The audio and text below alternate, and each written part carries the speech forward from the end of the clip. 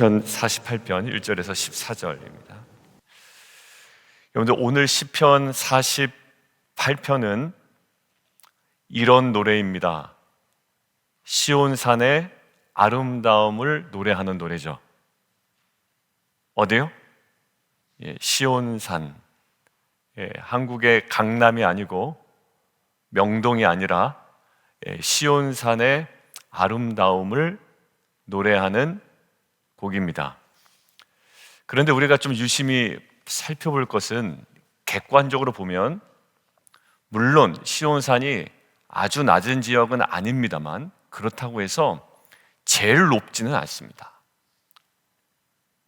여기 보면 2절에 터가 높고 아름다워 온 세계가 즐거워한다 라고 이야기하잖아요.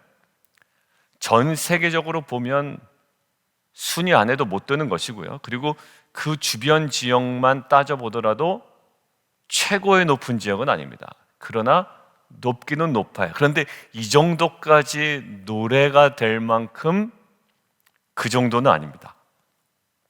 따라서 온 세계가 즐거워하는 원인은 시온산 자체에 있지 않다라는 것을 우리는 오늘 이 시편을 통해서 발견할 수 있죠.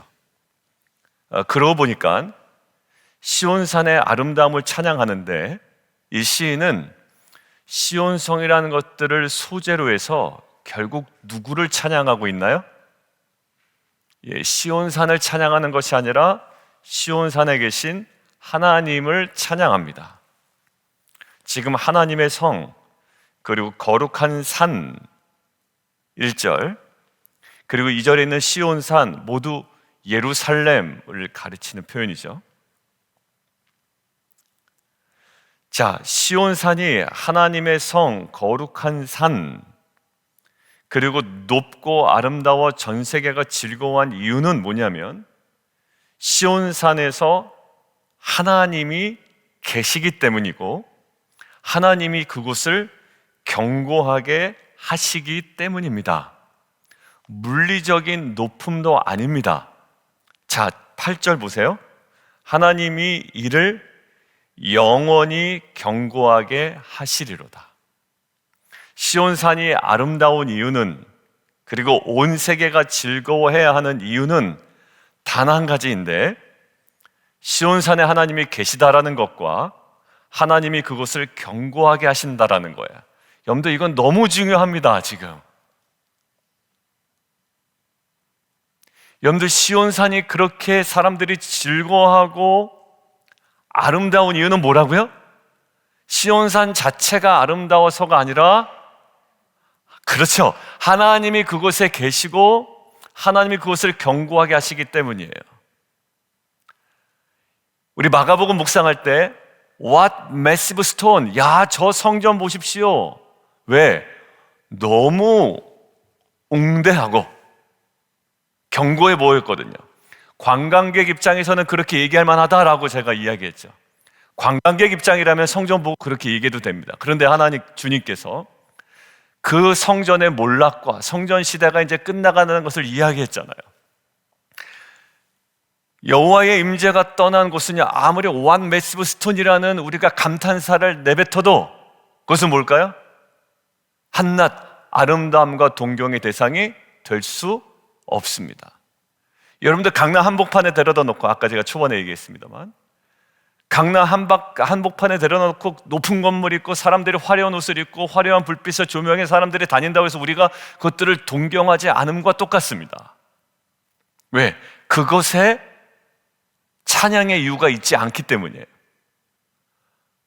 많은 돈과 화려한 것에 우리가 찬양하지 않는 이유도 동일합니다. 자, 시온산이 아름답고 사람들이 즐거워하는 이유가 뭐라고요? 하나님이 거기에 계시고 하나님 그것을 7, 8절 견고하게 하시기 때문입니다. 여러분, 근데 우리의 시선이, 세상 사람들은 그래도 이게 더 견고한데 라고 하는 것들이 있습니다. 7절이에요. 다시스의 배, 밑줄 쫙 건너시죠. 다시스의 배는요, 그 당시 지중해 무역을 주도하던 선단입니다. 세상에서 그 당시에 가장 침몰하기 어려운 배예요. 오늘 표현에 의하면 가장 견고한 배입니다. 그런데 오히려 사람들이 보기에 가장 견고해 보이는 그 다시스의 배가 깨뜨려지고 있습니다.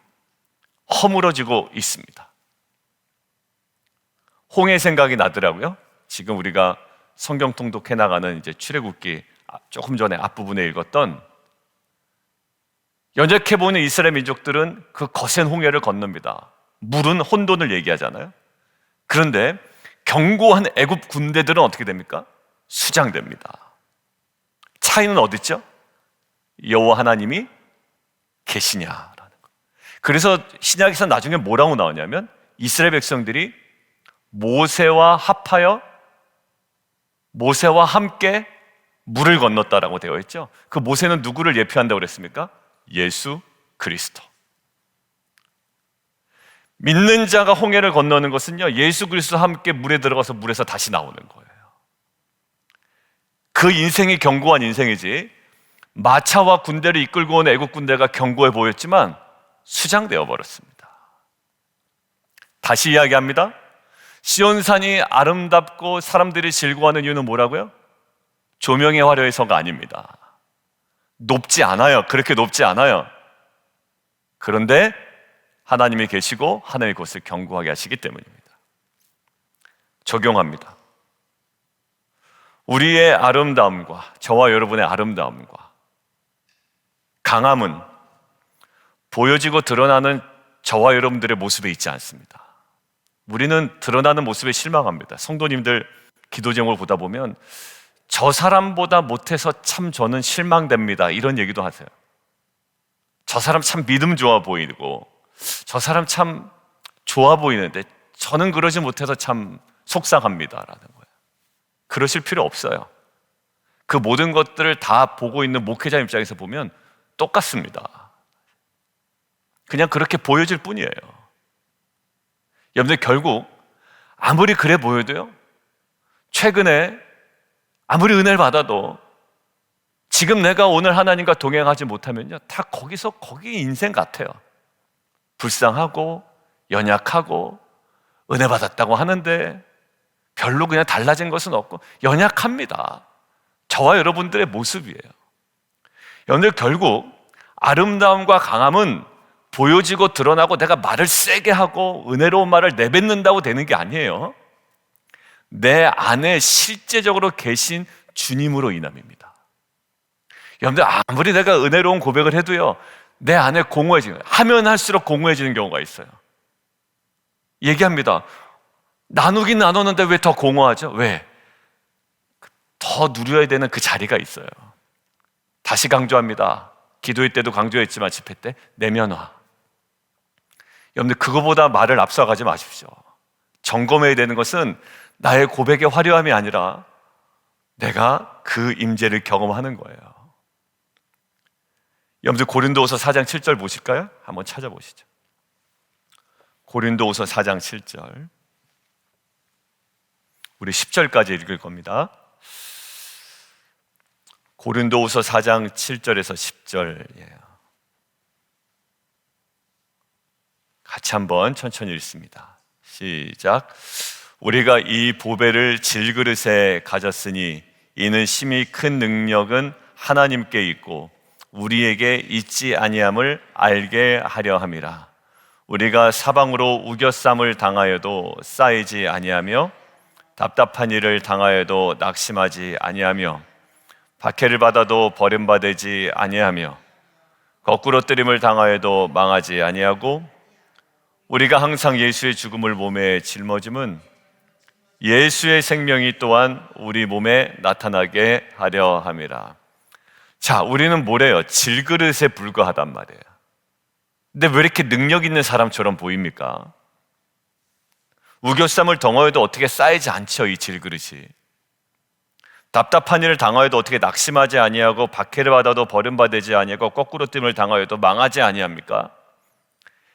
예, 우리는 그냥 겉으로 얼핏 보기에는 질그릇 같아 보여요. 그냥 모난 사람처럼 보이고 사실 하나하나가 다 연약하긴 합니다. 신뢰할 수 없는 존재예요. 그런데 여기 보십시오. 이 보배를 질그릇에 가졌대요. 힘이 큰 능력은 누구에게 있다? 질그릇인 나에게 있다? 아니면 다른 곳에 있다? 나에게 있지 않다라는 거예요. 내가 나의 의로움을 주장할 수가 없습니다. 내가 나의 은혜스러움을 내가 막 드러낼 수가 없어요. 왜? 한낱 불과해요. 그냥 잠깐 불과할 수가 있습니다. 내가 계속 강조해야 되는 건 내 안에 계신 뭘까요? 예, 주님이에요. 주님. 내 안에 주님이 안 계신데 내가 뭐 조금 이성적으로 깨달은 거 가지고 내가 뭔가를 내 신앙을 드러낼 수가 없습니다. 여러분들, 거기에 가장 약점이 있는 거예요. 그게 내가 아니라 진짜 나는 내 안에 계신 주님으로 인해 드러나는 내가 납니다. 유기성 목사님, 나는 죽고 예수로 사는 인생. 힘이 큰 능력은 누구에게 있고 하나님께 있고 우리에게 있지 아니함을 알게 하려면 이것들을 아는 거예요. 자꾸 내가 드러나죠. 어제도 얘기했지만 성공한 나, 은혜 받은 나, 깨달은 내가 드러납니다. 아니요, 나는 그냥 질그릇이에요. 내 안에 예수가. 다시 한번 강조합니다. 시온산이 아름답고 사람들로 하여금 즐거움을 받는 이유는 뭘까요? 맞아요. 시온산이 아름다워서가 아니라 하나님이 계시고 하나님이 그것을 견고하게 하시기 때문입니다. 다시 한번 봐요. 고린도후서 12장 보세요. 고린도후서 12장 동일하게 이야기합니다. 고린도후서 12장. 사도 바울은 이것들을 철저하게 깨달았던 사람 같아요. 12장 9절에서 10절입니다. 자, 같이 한번 읽겠습니다. 고린도후서 12장 9절에서 10절이고요. 마지막으로 하나 더 찾을 거는 고린도 전서니까 거기서 왔다 갔다 할 겁니다. 고린도후서 12장 9절, 10절 함께 봉독합니다. 시작. 나에게 이르시기를 내 은혜가 내게 족하도다. 이는 내 능력이 약한 데서 온전하여짐이라 하신지라. 그러므로 도리어 크게 기뻐함으로 나의 여러 약한 것들에 대하여 자랑하리니 이는 그리스도의 능력이 내게 머물게 하려 함이라. 그러므로 내가 그리스도를 위하여 약한 것들과 능력과 궁핍과 박해와 곤고를 기뻐하노니 이는 내가 약한 그때에 강함이라. 철저하게 사도 바울은 자신의 약함을 알았습니다. 그리고 육체적인 질병도 있었는데 그게 고쳐지지가 않아요. 근데 결국에는 그것 때문에 힘들어하다가 어려워하는 것이 아니라 결국 오히려 그것들을 어떻게 합니까? 약함을 자랑하는 지경까지 갑니다. 여러분들, 시온산은 그렇게 화려하지 않아요. 저와 여러분들 인생 화려하지 않습니다. 조금 가진 것 가지고 우리가 나를 드러내려고 하지만 거기서 거깁니다. 오히려 치사하고 오히려 좀 쪼잔해 보일 뿐입니다. 여러분들, 그거 가지고 자랑하면 정말 대가 앞에서 그것들을 자랑한다고요? 말도 안 되는 겁니다. 약합니다. 근데 오히려 크게 기뻐합니다. 왜냐하면 그리스도의 능력이 내게 머물게 하려 함이니라. 이것이 나의 인생의 가장 궁극적인 본질이기 때문에 그렇습니다.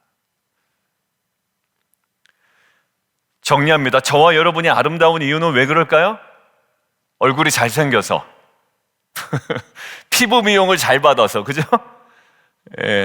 팽팽하기 때문에. 아니요, 그렇지 않아요. 저와 여러분이 아름다운 이유는 예수로 인해 예수님이 우리 안에 계시고 역사하시기 때문입니다.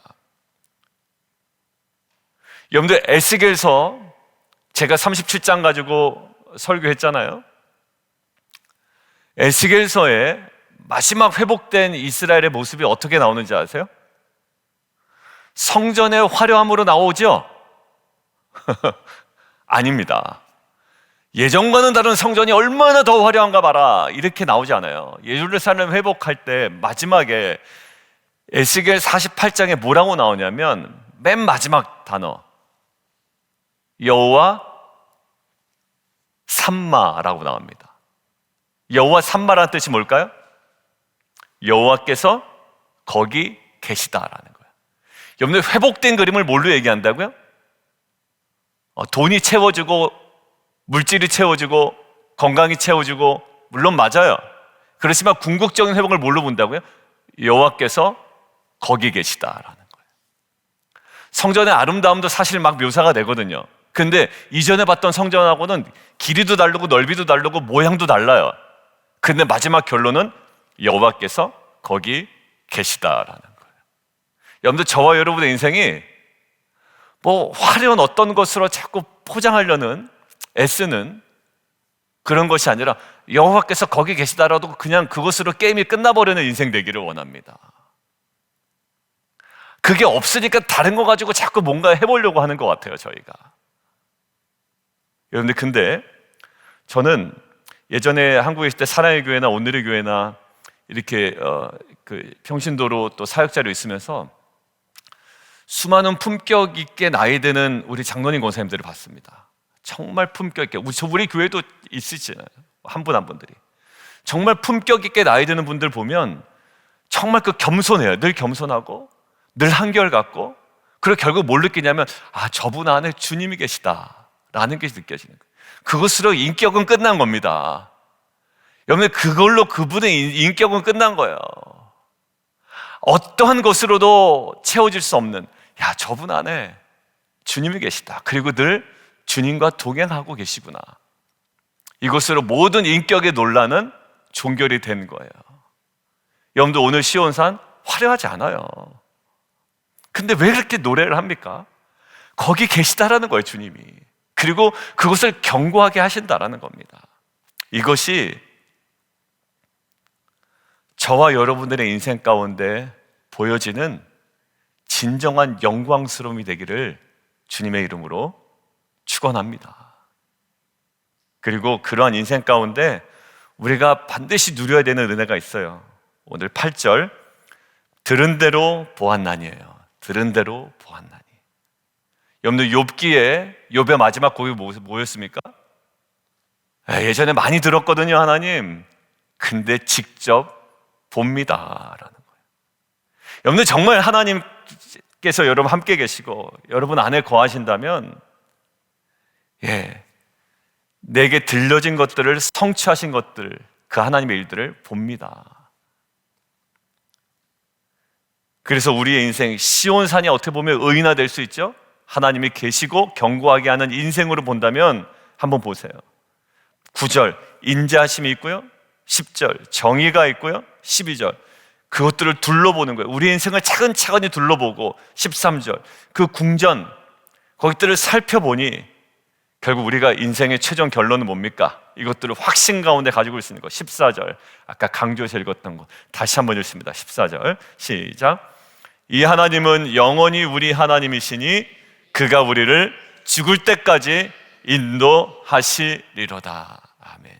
이 고백이 별로 보잘것없는 인생같이 보이지만 하나님이 계시고 그 하나님이 우리를 견고하게 하시기에 우리가 죽을 때까지 붙잡을 수 있는 소망의 말씀인 줄 믿습니다. 함께 기도하며 나가도록 하겠습니다. 아까 목사님 고린도전서 6장 하나 찾는다고 했는데 왜 안 찾으시나요? 넘어갔습니다.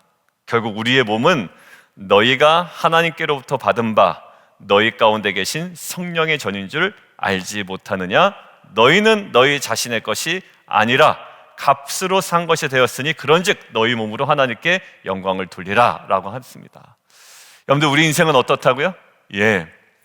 시온산, 어떻게 보면 좀 높아 보이긴 하죠. 그러나 최고로 높지도 않습니다. 그렇게 아름답지 않습니다. 그런데 아름답고 즐거워하는 이유는 뭐라고 그랬죠?